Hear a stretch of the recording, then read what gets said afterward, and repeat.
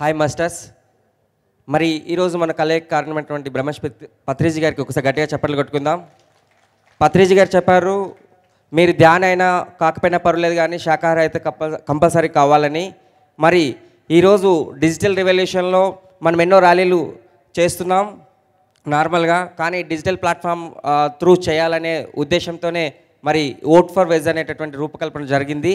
దానిలో భాగంగా మనందరం చేయాల్సిన పని ఏంటంటే, మీ యొక్క ఏదైతే శాకాహారిగా మారడానికి ఒక ఇతరుల యొక్క అనుభవాలు కారణమైందో అలాంటి మీ యొక్క అనుభవాలు పంచడం కోసం ఈ యొక్క ఓట్ ఫర్ వెజ్ అనేటటువంటి వెబ్సైట్ క్రియేట్ చేయడం జరిగింది.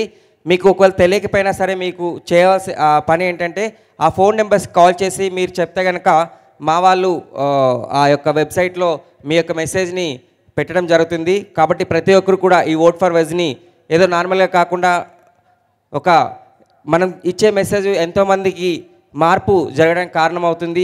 కాబట్టి ప్రతి ఒక్కరు కూడా భాగస్వాములు అవుతారని కోరుకుంటూ థ్యాంక్ యూ.